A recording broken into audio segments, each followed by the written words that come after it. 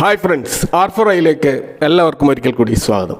Last week Nifty ഒരു negative closing, അതും 24,300 ലെവലിലൊക്കെ വന്നുകൊണ്ടുള്ള വളരെ വീക്കായിട്ടുള്ള ഒരു ക്ലോസിംഗ് നടത്തിയത് കൊണ്ട് തന്നെ നമുക്ക് കാണുകയും 24,565 ക്ലോസ് ചെയ്യാത്തത് കൊണ്ട് അത് ആ വീക്കിലെ ഒരു നെഗറ്റീവ് ക്ലോസിംഗ് ആണ്. കഴിഞ്ഞ 6 ആഴ്ചകൾ നമ്മൾ എടുത്തു കഴിഞ്ഞാൽ ഇത് 6ാമത്തെ ആഴ്ചയാണ് തുടർച്ചയായിട്ട് നിഫ്റ്റി തൊട്ടടുത്ത ആഴ്ചയേക്കാൾ താഴെ നെഗറ്റീവിൽ ക്ലോസ് ചെയ്യുന്നത്. അപ്പോൾ ഇത്തരത്തിൽ തുടർച്ചയായി 6 ആഴ്ചകളിൽ നെഗറ്റീവിലേക്ക് ഇങ്ങനെ പോയിക്കൊണ്ടിരിക്കുക എന്ന് പറയുന്നത് നിഫ്റ്റിയുടെ ഒരു ചരിത്രം നമ്മൾ പരിശോധിച്ചാൽ വളരെ അപൂർവ സംഭവമാണ്. ഇങ്ങനെ ഒരു അവസ്ഥ ഇതിനു മുമ്പ് ഉണ്ടായത് 2020 ആ കൊറോണ പീരീഡിലുള്ള മാർച്ച് ഫെബ്രുവരി മാസങ്ങളിലാണ് ഇത്തരത്തിൽ സംഭവിച്ചത്. നമുക്ക് അതിൻ്റെ ഡീറ്റെയിൽസ് നമുക്ക് ഇവിടെ കാണാൻ കഴിയും. ഇപ്പോൾ ജൂൺ മാസം 25,112 നിന്ന് 25,637 ഒരു പോസിറ്റീവ് ക്ലോസിംഗ് ആണ് അടുത്ത ആഴ്ച അത് നൽകിയത്. എന്നാൽ അതിനുശേഷം നമ്മൾ നോക്കുക, ജൂൺ മാസത്തെ ആ ഒരു ആഴ്ചയും അതിനുശേഷം ജൂലൈയിലെ 4 ആഴ്ചകളിലും ഇപ്പോൾ ഓഗസ്റ്റിലെ ആദ്യത്തെ ആഴ്ചയും അങ്ങനെ 6 ആഴ്ചകളിൽ ഓരോ ആഴ്ചയുടെ ക്ലോസിങ്ങിനേക്കാൾ താഴെയാണ് അടുത്ത ക്ലോസിംഗ് നടന്നതെന്ന് നമുക്ക് കാണാൻ കഴിയും.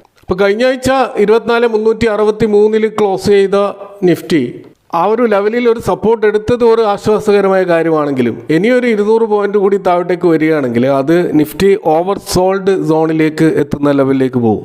വരുന്ന ആഴ്ച 24,200 എന്നുള്ള ആ ഒരു ഇമ്മീഡിയറ്റ് സപ്പോർട്ട് കൂടി ബ്രേക്ക് ചെയ്യുകയാണെങ്കിൽ പിന്നീടുള്ള ഒരു സപ്പോർട്ട് എന്ന് പറയുന്നത് 200 മൂവിംഗ് ആവറേജിന്റെ ആ ഒരു ലെവലിലുള്ള സപ്പോർട്ടാണ്. അപ്പോൾ സ്വാഭാവികമായിട്ട് അവിടെ നിന്ന് ഒരു റീബൗണ്ട് ഉണ്ടാകേണ്ടതുണ്ട്. അപ്പോൾ നിലവിലുള്ള ഒരു മാക്രോ എക്കണോമിക് താരിഫ് അൺസർട്ടനിറ്റി ഒക്കെ നമ്മൾ നോക്കുകയാണെങ്കിൽ ആ ലെവലിൽ നിന്നും ഒരു റീബൗണ്ട് ഉണ്ടായാൽ തന്നെ അത് ഒരു ടെക്നിക്കൽ പുൾ ബാക്ക് മാത്രമായിരിക്കും. ഒരു ട്രെൻഡ് റിവേഴ്സൽ ഉണ്ടാകണമെങ്കിൽ താരിഫ് ടോക്സുമായിട്ട് ബന്ധപ്പെട്ടുള്ള കൂടുതൽ ക്ലാരിറ്റി നമുക്ക് വരേണ്ടതുണ്ട്. അപ്പോൾ അതുകൊണ്ട് തന്നെ നിലവിൽ 24,200 24,000 എന്നുള്ള ഒരു റേഞ്ച് വളരെ ഇമ്പോർട്ടൻ്റ് ആയിട്ടുള്ള ഒരു ലെവലാണ്.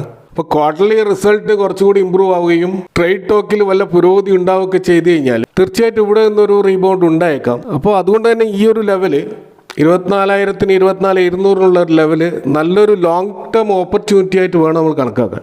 കാരണം തുടർച്ചയായിട്ട് ഫോറിൻ ഇൻസ്റ്റിറ്റ്യൂഷണൽ ഇൻവെസ്റ്റേഴ്സ് സെല്ല് ചെയ്തുകൊണ്ടിരുന്ന മാർക്കറ്റിൽ കഴിഞ്ഞ ആഴ്ച നമ്മൾ കണ്ടത് അവിടെ ഫോറിൻ ഇൻസ്റ്റിറ്റ്യൂഷൻസ് ആദ്യമായിട്ട് നെറ്റ് ബയേഴ്സ് ആയിട്ട് മാറിയിട്ടുണ്ട്.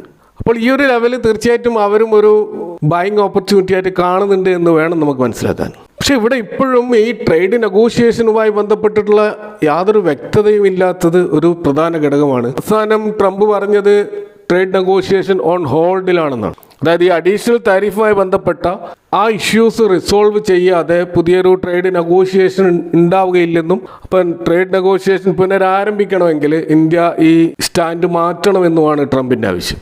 അപ്പോൾ നിലവിലുള്ള ഈ ഒരു താരിഫ് നമുക്കറിയാം, വിയറ്റ്നാം അതുപോലെ ചൈന ബംഗ്ലാദേശ് പോലെയുള്ള രാജ്യങ്ങളെക്കാൾ കൂടുതലായിട്ടുള്ള ഒരു താരിഫാണ് ഫലത്തിൽ ഉണ്ടാവുക. ഇത് മുന്നോട്ട് പോവുകയാണെങ്കിൽ അത് ഇന്ത്യൻ GDP ഏകദേശം 1% കൂടുതലുള്ള ഒരു ഡ്രോപ്പ് ഉണ്ടാവാനുള്ള സാധ്യത. നമുക്കറിയാം 6.5 എന്നുള്ള ഇന്ത്യൻ GDP ഫോർകാസ്റ്റ് 5.5 വരികയാണെങ്കിൽ അത് ഇന്ത്യയെ സംബന്ധിച്ചിടത്തോളം വലിയൊരു ക്ഷീണമായിരിക്കും.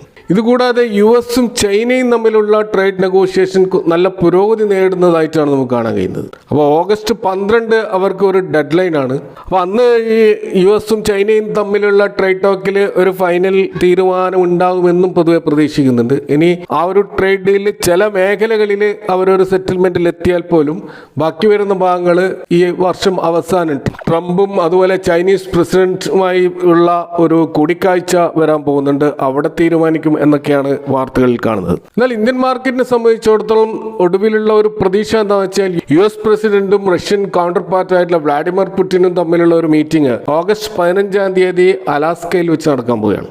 അപ്പോൾ ഇതൊരു പ്രധാനപ്പെട്ട ഒരു ഇവന്റ് ആണ്.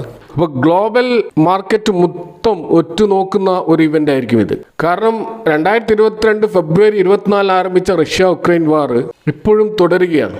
അപ്പോൾ ഒരു ലോങ് ടേം ആയിട്ടുള്ള ഒരു പീസ്ഫുൾ റെസൊല്യൂഷനിൽ എത്തുകയാണെങ്കിൽ അത് ട്രംപിനെ സംബന്ധിച്ചിടത്തോളം അദ്ദേഹത്തിൻ്റെ ആ ഒരു പീസ് മേക്കർ എന്നുള്ള ഇമേജ്, അതിലൂടെ നോബൽ പ്രൈസ് ഒക്കെ ലക്ഷ്യമിടുന്ന ട്രംപിനെ സംബന്ധിച്ചിടത്തോളം അതൊരു വലിയ നേട്ടമായിരിക്കും. റഷ്യ ഉക്രൈൻ വാർ ഒരു പരിസമാപ്തിയിൽ എത്തുകയാണെങ്കിൽ അവിടെ ഏറ്റവും അധികം സന്തോഷിക്കുന്ന ഒരു രാജ്യം ചിലപ്പോൾ ഇന്ത്യ ആയിരിക്കാം.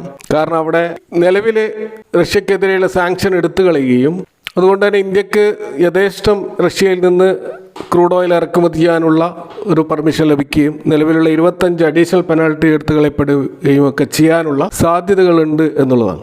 അപ്പോൾ അത്തരത്തിലുള്ള പോസിറ്റീവ് ന്യൂസുകൾ വരികയാണെങ്കിൽ നമ്മുടെ മാർക്കറ്റിൽ ഒരു റീബൗണ്ട്, ചിലപ്പോൾ ഒരു ട്രെൻഡ് റിവേഴ്സലായിട്ട് മാറാനുള്ള സാധ്യതയുണ്ട്. അങ്ങനെയാണെങ്കിൽ 24,600 അടുത്ത ഒരു റെസിസ്റ്റൻസ് ലെവലായിട്ട് നിഫ്റ്റിയിൽ നമുക്ക് കാണാൻ കഴിയുക.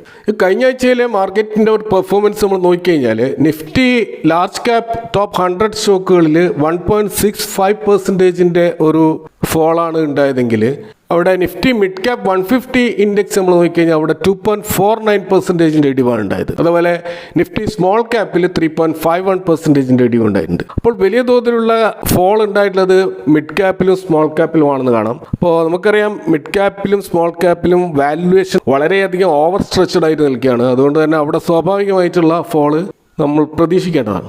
അടുത്ത ആഴ്ച നമ്മൾ മാർക്കറ്റ് നോക്കുകയാണെങ്കിൽ 4 ദിവസത്തെ ട്രേഡിംഗ് ഡേ മാത്രമേ ഉള്ളൂ. കാരണം ഓഗസ്റ്റ് 15 നമ്മുടെ സ്വാതന്ത്ര്യ ദിനമായതുകൊണ്ട് തന്നെ അന്ന് മാർക്കറ്റ് അവധിയായിരിക്കും. കൂടാതെ അടുത്ത ആഴ്ച വരാൻ പോകുന്ന പ്രധാനപ്പെട്ട 2 ഡാറ്റകളുണ്ട്. അത് ഇന്ത്യയുടെ കൺസ്യൂമർ ഇൻഫ്ലേഷൻ ഡാറ്റയും അതുപോലെ US-ന്റെ കൺസ്യൂമർ ഇൻഫ്ലേഷൻ ഡാറ്റയും വരാൻ പോകുന്നുണ്ട്. രണ്ടും ഒരു ദിവസമാണ് വരുന്നത്, ഓഗസ്റ്റ് 12 ഏറ്റവും അവസാനം വന്ന ഇന്ത്യ 2.1% എന്നുള്ള ഓൾ ടൈം ലോ ആയിരുന്നു. അതിലും താഴേക്ക് പോകുമെന്നാണ് പൊതുവെ എക്സ്പെക്റ്റേഷൻ ഉള്ളത്.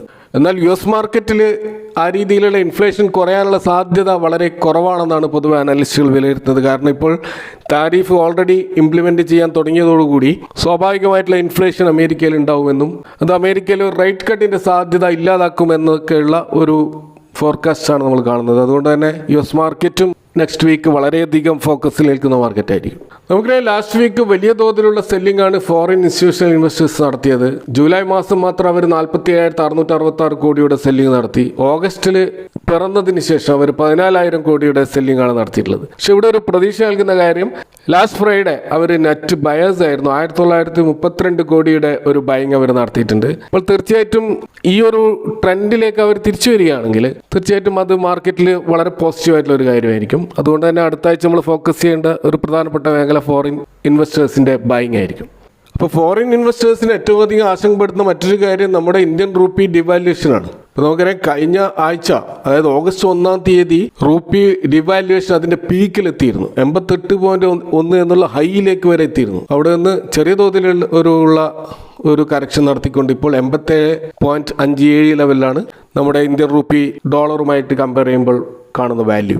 അപ്പോൾ ഫോറിൻ ഇൻവെസ്റ്റേഴ്സിനെ സംബന്ധിച്ചിടത്തോളം ഈ റൂപ്പി ഡിവാല്യുവേഷൻ അവരെ കൂടുതൽ സെല്ലിങ്ങിന് പ്രേരിപ്പിച്ചേക്കാം. അതുകൊണ്ട് തന്നെ റൂപ്പി ശക്തിപ്പെടേണ്ടതും ഒരു പ്രധാന ആവശ്യമായിട്ട് മാറിയിരിക്കുകയാണ്. അപ്പോൾ BSEയിലെ ഒരു ഡാറ്റ പ്രകാരം ഏകദേശം 2000-ഓളം കമ്പനികൾ അവരുടെ റിസൾട്ട് അനൗൺസ് ചെയ്യാൻ പോകുന്നത് അടുത്ത ആഴ്ചയാണ്. പ്രധാനപ്പെട്ട കമ്പനികൾ നോക്കുകയാണെങ്കിൽ Bajaj Consumer Care, Ashok Leyland, ONGC, IOC, Hindalco, BPCL, Hindustan copper ഈ കമ്പനികളുടെയൊക്കെ റിസൾട്ട് നമ്മൾ ഫോക്കസ് ചെയ്യേണ്ട റിസൾട്ടുകളാണെന്ന് മനസ്സിലാക്കാം. ഇനി നമ്മൾ അടുത്ത ആഴ്ചയുള്ള IPOകളിലേക്ക് വന്നു കഴിഞ്ഞാൽ നമുക്കറിയാം ഇപ്പോൾ മാർക്കറ്റിൽ IPOകളുടെ ഒരു ചാകരയാണ്. ഇപ്പോൾ എല്ലാ ആഴ്ചകളിലും പുതിയ IPOകൾ വരുന്നതായിട്ട് കാണാം. പല IPOകളും ലിസ്റ്റിംഗ് ഗെയിൻ നേടുന്നുമുണ്ട്. ഇപ്പോൾ NSDL ബ്ലോക്ക് ബസ്റ്റർ IPO ആയിട്ടാണ് ഇപ്പോൾ മാറിയിരിക്കുന്നത്. ഇപ്പോൾ നിലവിൽ നമ്മൾ കാണുന്നത് 4 പുതിയ IPOകൾ മാർക്കറ്റിൽ വരുന്നതായിട്ട് കാണാം. അതിൽ 2 IPOകളുടെ ഡീറ്റെയിൽസും നമുക്ക് കാണാൻ കഴിയും. ഇതിൽ പട്ടേൽ റീറ്റെയിൽ ലിമിറ്റഡും ശ്രീജി ഷിപ്പിംഗ് ഗ്ലോബൽ ലിമിറ്റഡും IPO ഓപ്പൺ ചെയ്തു എന്നല്ലാതെ അതിൻ്റെ കംപ്ലീറ്റ് ഡീറ്റെയിൽസ് എക്സ്ചേഞ്ചിൽ വന്നിട്ടില്ല. പക്ഷേ റീഗൽ റിസോഴ്സസ് എന്ന് പറയുന്ന കമ്പനിയുടെ IPO ഓപ്പൺ ആയിട്ടുണ്ട്. റീഗൽ റിസോഴ്സസ് എന്ന് പറയുന്നത് ഒരു ഫുഡ് ഇൻഡസ്ട്രിയിൽ വർക്ക് ചെയ്യുന്ന ഒരു കമ്പനിയാണ്. പ്രത്യേകിച്ച് മെയ്സ് അഥവാ ചോളം അതിൻ്റെ പ്രൊഡക്ട്സുകൾ അതിൻ്റെ വാല്യൂ ആഡഡ് പ്രൊഡക്ട്സുകളൊക്കെ ഉണ്ടാക്കുന്ന എക്സ്പോർട്ട് ചെയ്യുന്ന ഒരു കമ്പനിയാണ്. ഏകദേശം 750 ടൺ ക്രഷിംഗ് കപ്പാസിറ്റി ഉള്ള ഈ കമ്പനിയുടെ ഈ ഒരു IPO വളരെ ചെറിയൊരു IPO ആണ്. 306 കോടിയുടെ ഒരു IPO ആണ്. എന്നാൽ ഇതിൻ്റെ ഡീറ്റെയിൽസ് നമ്മൾ നോക്കിക്കഴിഞ്ഞാൽ കുറച്ചുകൂടി ബെറ്റർ ആയിട്ടുള്ള ഒരു ഫണ്ടമെന്റൽസ് നമുക്ക് ഈ ഒരു IPOയിൽ കാണാൻ കഴിയും. അതുകൊണ്ട് തന്നെ ഈ IPOക്ക് അപ്ലൈ ചെയ്യുന്നതിൽ വലിയ തെറ്റില്ലെന്ന് തോന്നുന്നു. ഇഷ്യൂ പ്രൈസ് കാണുന്നത് 96, 102 എന്ന റേഞ്ചിൽ. അപ്പോൾ ഈ IPO തീർച്ചയായിട്ടും ഒരു ലിസ്റ്റിംഗ് ഗെയിൻ നേടാൻ സാധ്യതയുള്ള ഒരു IPO ആയിട്ട് നമുക്ക് കാണാം. മറ്റൊരു IPO കാണുന്നത് blue stone jewellery and life style limited ആണ്. ബ്ലൂ സ്റ്റോൺ ജ്വല്ലറി പ്രധാനമായിട്ടും diamonds, gold, platinum, studded jewellery ഒക്കെ ബ്ലൂ സ്റ്റോൺ എന്ന ബ്രാൻഡിൽ നമ്മൾ മാർക്കറ്റിൽ കാണുന്ന ഒരു കമ്പനിയാണ്. ഈ 275ഓളം സ്റ്റോറുകൾ 117ഓളം സിറ്റികളിലുള്ള ഈ ഒരു ജ്വല്ലറി കമ്പനി. പക്ഷെ അതിൻ്റെ ഫണ്ടമെന്റൽസ് നമ്മൾ പരിശോധിച്ചാൽ അത്ര ഇംപ്രസീവ് അല്ല എന്ന് കാണാം. വളരെ വീക്കായിട്ടുള്ള ഫണ്ടമെന്റൽസ് ആണ് നമുക്ക് കാണുന്നത്. പക്ഷെ 1540 കോടിയുടെ കുറച്ചുകൂടി വലിയൊരു IPO ആണിത്. ഇത് നിങ്ങൾ കൂടുതൽ പഠനം നടത്തിയത് ശേഷം മാത്രം അപ്ലൈ ചെയ്താൽ മതി എന്നാണ് നമുക്ക് കാണാൻ കഴിയുന്നത്. അതുപോലെ കഴിഞ്ഞ ആഴ്ച ഓപ്പൺ ആയിട്ടുള്ള JSW സിമെന്റിന്റെ IPO ഈ 11-ാം തീയതി അവസാനിക്കും. അതുപോലെ ഓൾ ടൈം പ്ലാസ്റ്റിക്സിന്റെ IPOയും 11-ാം തീയതി അവസാനിക്കുകയാണ്. അതുപോലെ കഴിഞ്ഞ ആഴ്ച ക്ലോസ് ചെയ്തിട്ടുള്ള നോളജ് റിയാലിറ്റി ട്രസ്റ്റ് അതിൻ്റെ ലിസ്റ്റിംഗ് പ്രതീക്ഷിക്കുന്നത് ഓഗസ്റ്റ് 18-നാണ്. അതുപോലെ ഹൈവേ ഇൻഫ്രാസ്ട്രക്ചർ എന്ന് പറയുന്ന സ്റ്റോക്കിൻ്റെ IPO ഓൾറെഡി ക്ലോസ് ചെയ്തിരിക്കുകയാണ്. അതിൻ്റെ ലിസ്റ്റിംഗ് പ്രതീക്ഷിക്കുന്നത് ഓഗസ്റ്റ് 12-ാം തീയതിയാണ്. അപ്പോൾ ഇതൊക്കെയാണ് IPO മേഖലയിൽ നമുക്ക് കാണുന്ന ചില പ്രധാനപ്പെട്ട ഇവൻറ്റുകൾ. ഇനി ഇന്ത്യക്ക് ആശ്വാസകരമായിട്ട് കാണുന്ന ഒരു കാര്യം, ക്രൂഡ് ഓയിൽ പ്രൈസ് ഇപ്പോൾ വലിയ തോതിൽ മുന്നോട്ടേക്ക് പോയിട്ടില്ല. അത് WTI ക്രൂഡ് ഇപ്പോൾ 63 എന്ന ലെവലിലും ബ്രണ്ട് ക്രൂഡ് 66 എന്ന ലെവലിലുമാണ്. അത് കുറച്ച് ആശ്വാസകരമായ ഒരു കാര്യമായിട്ട് നമുക്ക് കണക്കാക്കാം. ഏതായാലും അടുത്ത ആഴ്ച ഇപ്പോൾ ബിയേഴ്സിന്റെ കയ്യിലുള്ള ഈ വിപണി ബുൾസ് പിടിച്ചെടുക്കുമോ എന്ന് നമുക്ക് കാത്തിരുന്ന് കാണാം. നിങ്ങളുടെ അഭിപ്രായങ്ങൾ കമന്റുകൾ അറിയിക്കാം. Thank for watching. See you next time with another video.